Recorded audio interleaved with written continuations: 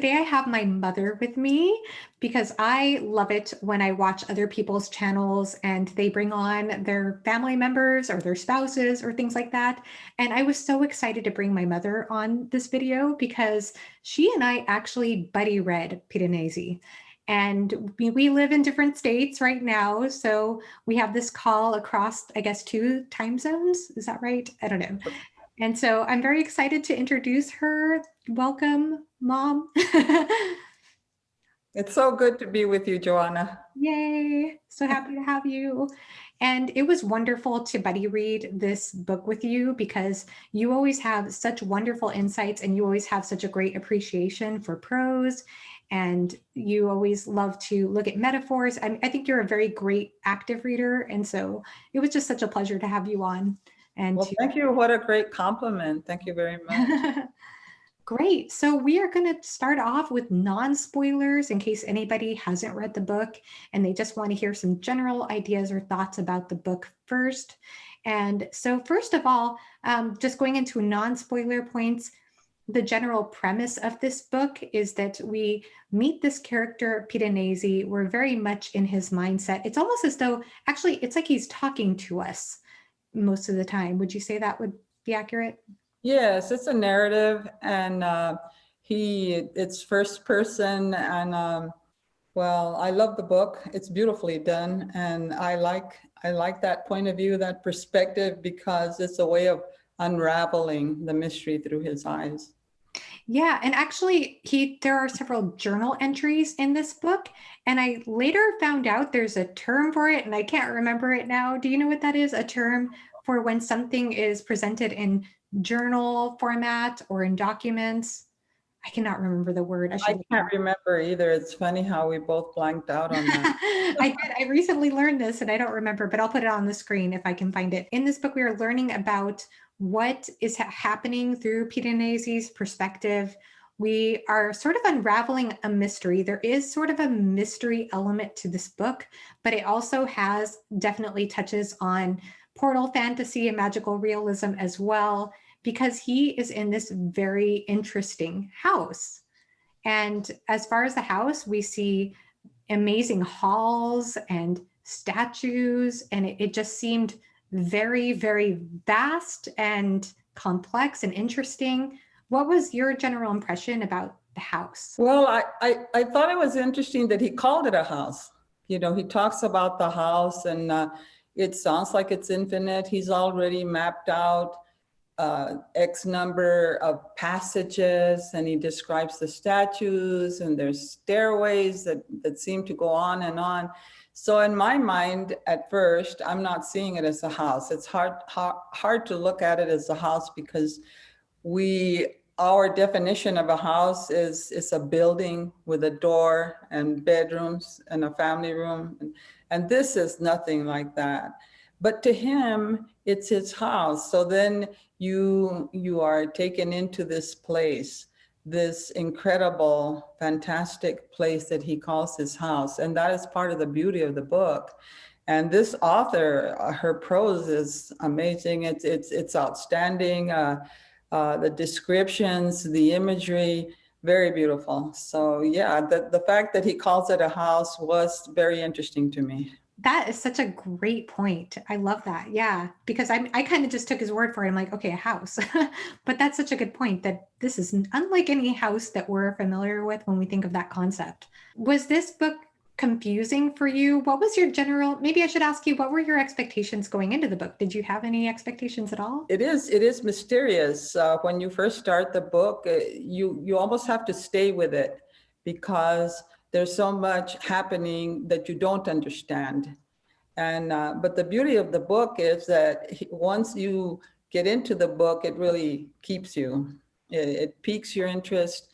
You stay with it. Little by little, you fall in love with the main character. So yes, my expectations probably were that I might not like it because it was so out of the ordinary, but luckily I loved it. Yeah, and I should go ahead and say that my mom does not typically read fantasy. It's not a genre she prefers. Have you read any fantasy? I guess you've read Tolkien.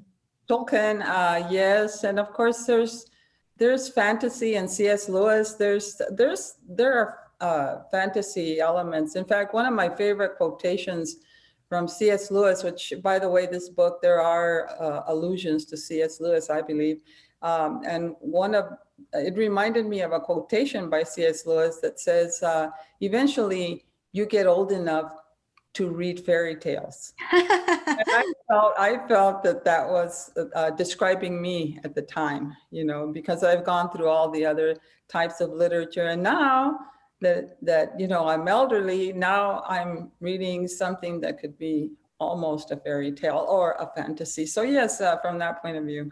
Yeah, excellent. Okay, great. So you already spoke about how beautiful Clarke's prose is. Do you want to elaborate on that in any way? I thought that her imagery and also the way she developed the character, Piranesi, she develops him slowly. You get to know him through his own words. And I loved the way she developed him and the way she brought him to life. She's her imagery is beautiful. And she's able to bring the imagery in to the character and what the character is doing. Just very well done. Beautiful, beautiful writing. So I admired that. Excellent. And how did you feel overall satisfied with the way it ended? I mean, without giving any spoilers, but yes, I thought that was the only way to end it. And to me, it was uplifting. And I always like a positive approach. One of the things about her writing is that she develops her characters and she develops the story from a very strange point of view, and then she brings in the universal elements, and then you start feeling more and more comfortable, and it just feels good the way the story develops and the way it ends. So yes. I don't want to spoil it. We're not going to go. We are going to go into spoilers in a little bit, but we want to make sure we're non-spoiler at this moment. You already mentioned C.S. Lewis. There are definitely some literary allusions in this book, which I think we'll save that for the spoiler section just to be safe. And I guess my last non-spoiler question would be, who would you recommend this book to? Oh, I would recommend it to anyone. Last night, your father and I had dinner with your Uncle John and your Aunt Leslie, and I told them about it. So now they want to read it. And your Uncle John, particularly, he said, I'm not into fantasy, but the way you're describing this book, I think I might want to read it, because I was talking about the imagery, and he's been drawing. He's been sketching now that he's older and almost at the point of retirement.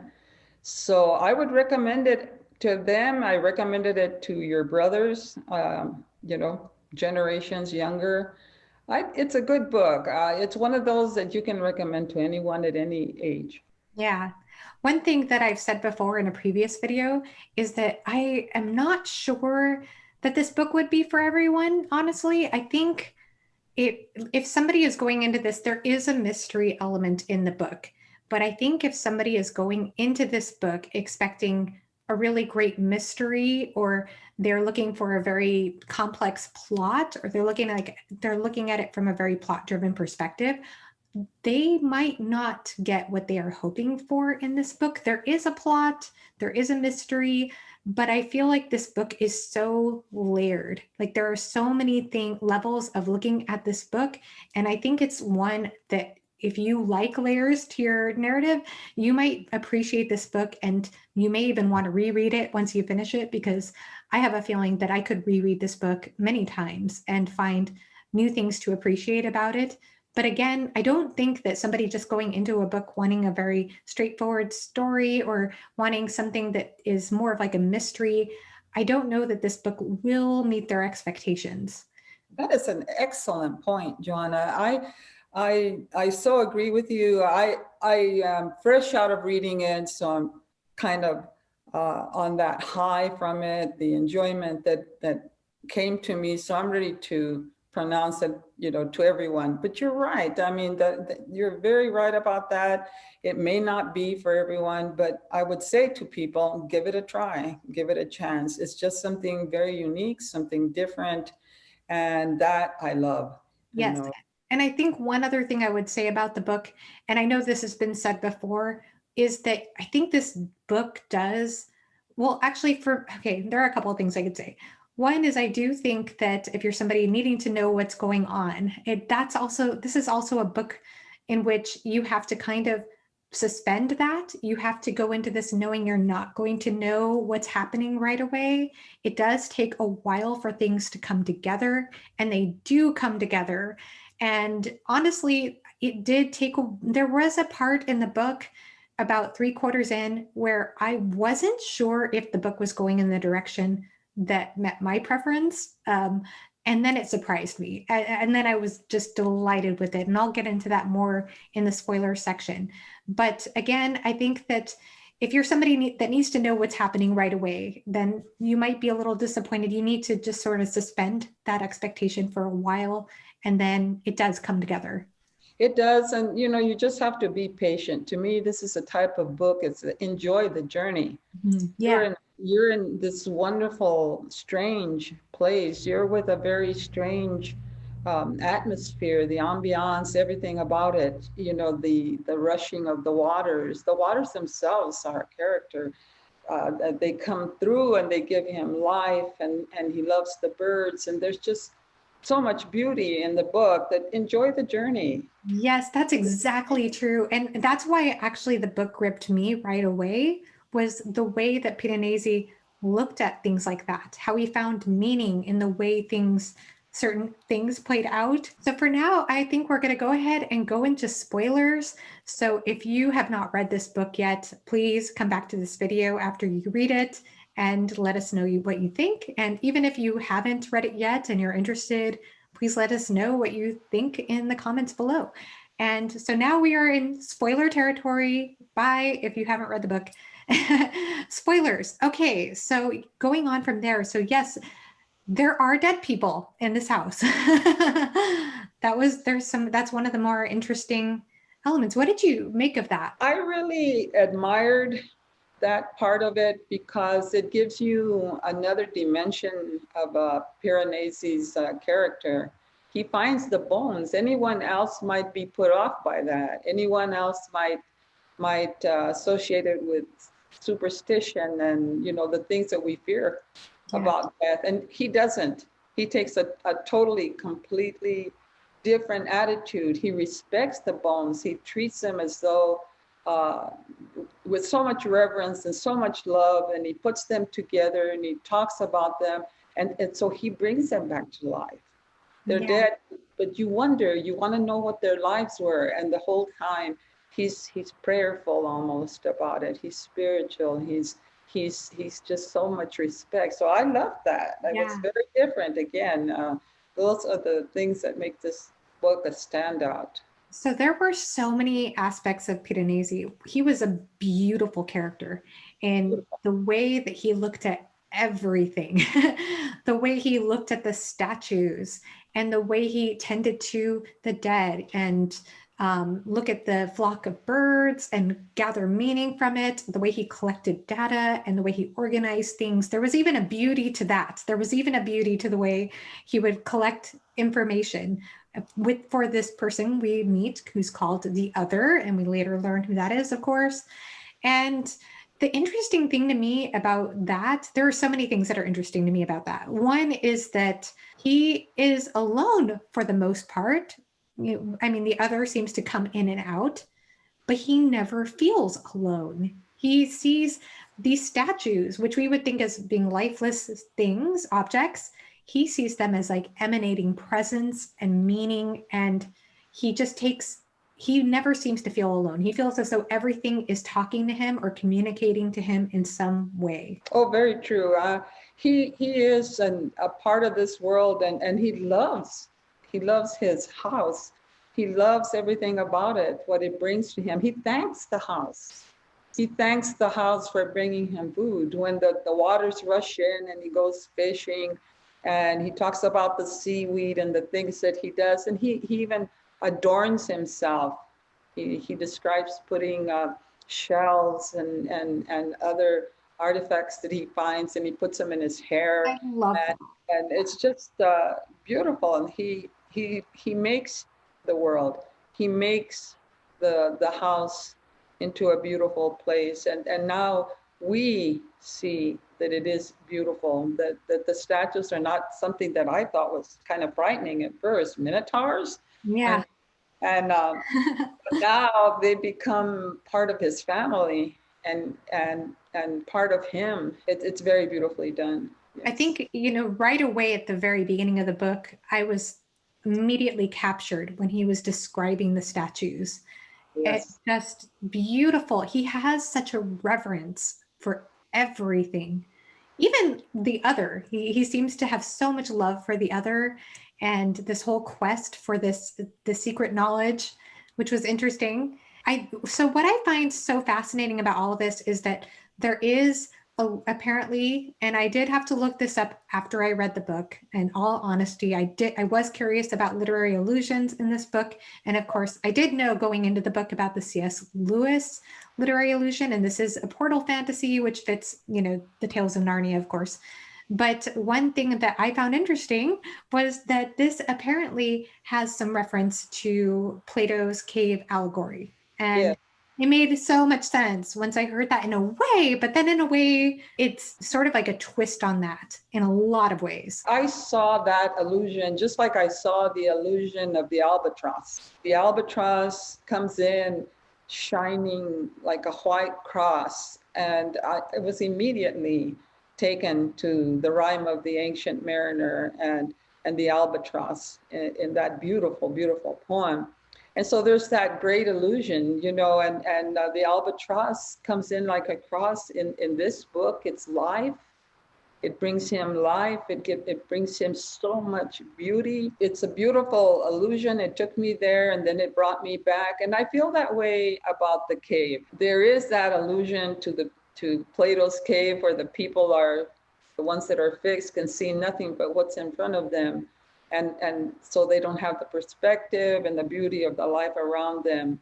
So there's that illusion, but yet in Piranesi, although he is a prisoner, kind of, in this, well, he is a prisoner because he doesn't come out, but he's not limited to what's in front of him. On the Yeah. contrary, he's in this cave, but he takes everything in and sees beauty in everything. So there is an irony here because the house is it is a prison in a way, and the real life person, the architect Piranesi, was famous for having sketched some fictitious prison. Italian, yes.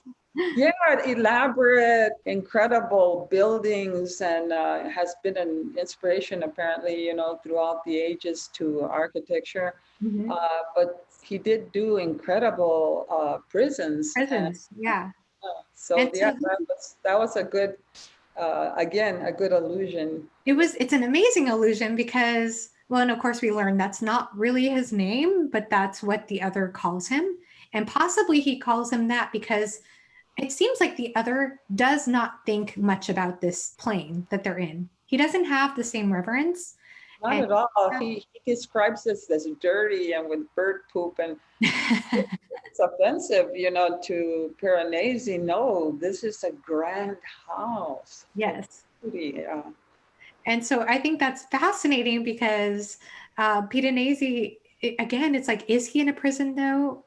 Because, and then the other thing too that's interesting when you think about the cave allegory is that the prisoners, they only see the shadows. They don't see the real reality or the thing that's casting the shadows.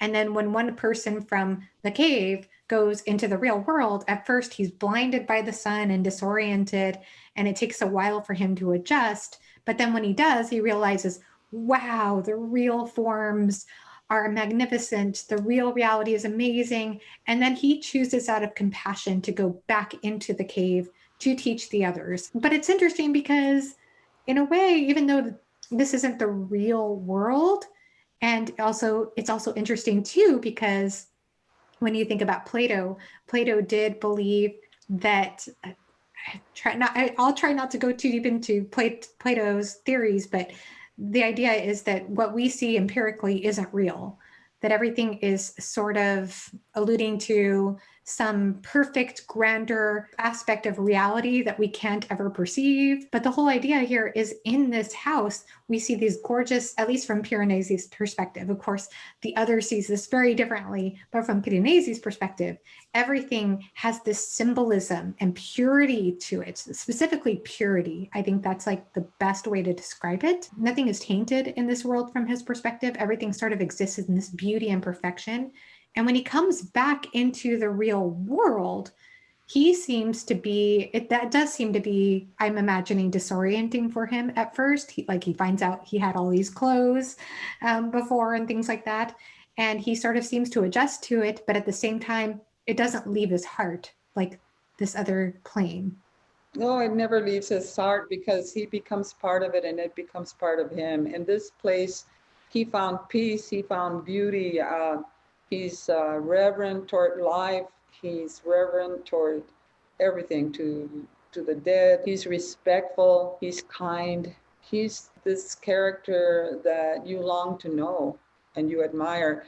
And another part of this book that I found very interesting, when you first meet Piranesi, he comes across as maybe kind of a simple person, but he's not. He's really deep. He can do maps. He has tremendous memory. And so you come to respect the intellect. And yet, despite the intellect and despite everything, he keeps those main simple characteristics of love and respect, and with the other, who of course turns out to be an evil character, he still treats him with the kind of respect that you should always have for other people. And I love that about him too. And then the way he described him, that element I thought was interesting because, you know, he's living off a cave, he's in rags. At one point, he's barefoot. But when he sees the other, he describes him as impeccably dressed, a charcoal gray suit with a black shirt, and his shoes are beautiful. I'm thinking, how does he know that? That's a question at first. How does he know what this method of, it's part of the mystery that later is revealed to you. But it also shows his character, that he can admire and respect, and that part of his character is so beautiful. It's a character I will keep close to my heart. Yeah. And over time, too, with the book, it seems like he starts to doubt himself. Like, how do I know these things? How is it that I have certain insights about things, but I've never seen them here? He had repressed Yeah. what happened to him, how he was tricked into being there. And so he repressed all that because I think at first it was in survival. He was in survival mode, but then he advances to another level of enjoying every aspect of his house. That was something that started to break my heart as the story went on, was how the other started to plant doubt in him. Yes. Because he had certain instincts to be kind to others and to trust his like numeric system, his way of organizing all of his journal entries and the dates and everything. Categorizing all the statues. He felt like he knew certain things. And then when the other starts to plant doubt in him about, he's like, yeah, you've come here and you've said things like, when he comes about his revelation, he comes and he says, I had this revelation that we don't need to go on this like quest for this secret knowledge that and and the other just says, yeah, you know, I hate to break it to you, but you've already done this before and you've done it many times, and then you're going to do this. And he starts to just make Piranesi think he's crazy, and he starts to question himself. Just seeing that whole kind of spiral in him, that struggle with him. That scene that was so beautiful too, where the other tells him, if we have this knowledge, we'll have control. Yeah. We'll be able to control. And Piranesi thinks, why do I want to control other people? Why would I want to do that? It's so, that was to me a key moment, you know, again, that defined both characters. It defined who the other really was, the control, you know, the maniacal, war-driven control that we see in all of war. And then we have the beauty of the simplicity of, why would I want to do that? I want to live in harmony. So that was a key moment for me. Yes, me too. I loved that moment so much. Just his ability to be present and to appreciate what is rather than trying to achieve and get somewhere. I loved the whole contrast between Piranesi and Ketterly. That was almost climactic for me because it brought together who the two characters really were. You know, you make a choice to follow Piranesi. And, you know, at one point, Piranesi says, oh, the other would never make it here anyway because he wouldn't know how to fish. No, I know how to fish. I know how to survive here. He wouldn't be able to survive here. And so that's part of the reason why he doesn't really like it. And he's still that kind person that doesn't see the great evil in Ketterly. Yes. And speaking of choice, by the way, going off that, like I thought it was such a powerful moment when Raphael gives Piranesi the choice. She offers him the choice of whether he wants to leave the house and come into the real world or stay there. And it And seemed like he would choose to stay there. Did you? Did you feel that way? Like he might. I thought so too. I thought he would choose to stay there. Beforehand, like I said, he was in this house and he never felt alone. He saw presence emanating from these statues, and he had so much love for everything he encountered in this house and his way of living. He had so much care for everything. But then when she told him, I'm giving you the choice, and he realized she was going to go back, and Ketterly was dead at that point, he seemed to realize or understand what it meant to be lonely for the first time. It suddenly occurred to him because everything before then, he could have been alone forever and been super happy and present and loving everything and the experience, never feeling alone, never feeling lonely.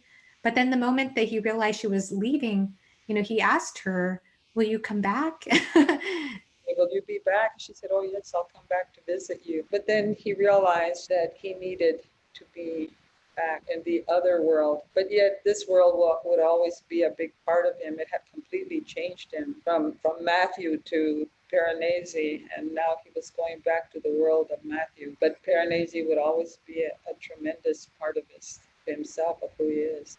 Yeah. In fact, he says at the end that Matthew is inside of him. I thought that was an interesting line. What did you make of that? I like that too, because, the dichotomy, but at the same time, he's recognizing who he really was. He has parents, he has sisters, he has a life out there. And yet he is Piranesi, the man in this glorious house. Even the house is an illusion. We think of ourselves, our being as containing our intellect and our souls and who we are and our memories. They're all contained in the house that is our person. So to me, that came out to me from the author, the idea of the house and the fact that he called it a house. But there's that illusion too. There's a lot of illusions in there. There are. The house, it could be representative metaphorically of so many different things. The other thing were the tides at the bottom level of the house. Actually, I learned earlier this year, thanks to my friend Andy Smith, is that I didn't know this, but I guess historically the ocean or wave, it makes perfect sense once he pointed it out, but that historically oceans and waves and water sources are associated with the feminine and with chaos. And I think that's interesting as well. Very interesting. But even though they are associated with chaos, he grew a relationship with understanding them, and he even saved or tried to save Ketterly. He did, despite the fact that Ketterly at the end had a gun and would have used it, and on him would have killed him. But he's never taken by that. He always chooses the good, and he always makes that choice. And life is about choices. We do choose all the time. To me, the ocean, when the flood came, it just shows you. Again, to me, it's an illusion of symbolic of those moments of the storms in our life that come and go. And how are you going to handle it? And how did he handle it? He prepared for it. He was ready for it. But yet the ocean itself is life-giving to him. It always gives him life. It brings him fish and seaweed and so forth. So, again, it's the illusion of what gives us life and how we handle it. Yeah, I like that. What did you think about his transition back into the real world? Because he no longer kept the shells and everything in his hair. I loved that, by the way, he wanted to leave that world looking like that. And but he cut his hair and he went back to a more, I guess, conventional way of living. Exactly. But he's changed Mhm. and he's a transformative character. So you know that that part of him will make him a great man. He'll be a great person. He makes it a point to take James Ritter back. And James Ritter has that moment when he doesn't want to leave this house because he shares that love and beauty for it. So, but he had to go back, and yet it's such a great part of him and has transformed him. And so to me, it was a good ending. I liked it very much. Yeah, it was interesting too. I have a friend here on BookTube, Larry, and who Larry has opinions, who said that one thing that he didn't care for about the book was that it did end so neatly. And I thought that was a really interesting point because the way that it's written, it does seem like the type of book that would have a more open, ambiguous ending. And there was some ambiguity there, but I do agree it did end kind of neatly, but I loved it. I loved the way it ended and I wouldn't have changed it. Yeah, what did you think about that? No, I liked it. I agree with you. You have those like epilogues, the interviews at the end that give you more information and describe. And I liked it because despite the fact that we were in this tremendously different world, we now come back to reality. And what is reality? The author brings us back, transitions him back into life as he knew it, and it becomes reality. And I liked it because I thought it did tie up a lot of loose ends and it did bring you to that. But in my mind, I liked that it saved Piranesi and then it brought him back to reality. I thought it was done well. Yeah, I thought it was like an integration. Like he integrated Piranesi. That's a good word, Joanna. That's a very good word. Yeah, and it's interesting too because when we were about halfway through the book, I remember us checking in at one point and you were saying how you loved Piranesi. You said he's such a beautiful character. And now I'm really worried because often in literature, when we have a character like this, it means it's going to probably be a very tragic character. That's true. I was worried about that and I thought, oh no, he's going to have a tragic death. But she wanted him to survive like we did. I'm a person, I like good endings. I do like having things explained to me. I thought the interviews at the end of the book brought a lot of closure to the whole story. So I like closure and I thought it was beautifully done. So I don't agree. I think that the ending is good. I wouldn't agree that I didn't like it. I did like the ending. It left me just I don't know. It just left me in a state of wonder, just curious wonder. Even though we talked a lot about Piranesi in this book and the wonder of him, I mean, there were some really horrible things that happened in this book too. And I know I didn't even go into Oh, the other things. the prophet. I mean, you expect the prophet to be somebody with great wisdom and bringing a sense of justice. And no, he turns out to be a very vile character. And then the way he describes him the first time he sees him, even the description of him. As I said, her style, the way she writes, her imagery it's so well done. I just admire this writer because of all the allusions that she brought in, that we already talked about, the albatross, the C.S. Lewis. There's so many allusions. The house, what is the house? There's so much, and she integrates everything and she brings it into a very rich and a good story, but with a lot to think about. Yeah. And I love all her allusions, the cave and the rhyme of the ancient mariner and all of it. It was just beautifully done. I loved it. I loved all of those things so much, but I also actually really appreciate, and I didn't know if I was going to appreciate this at a certain point in the book, but I also appreciated just some of the more horrific real things that were in the book too, just to balance it. I don't know, I just liked that juxtaposition. Is there anything else you want to say before we end this? I know that you made a very good point saying that it may not be for everybody, but I would still go with, well, give it a chance. Excellent. I love To that. me, it was an adventure, and I really enjoyed it. So I hope to read more of Susanna Clarke. Oh, wonderful. Yay, me too. I want to as well. Yeah, thank you so much, Mom. I appreciate you being on my channel and sharing your thoughts on Piranesi. It's great to share this with you today, Joanna. Thank you. Thank you. And thank you so much for watching. Have a great rest of your day. Bye-bye.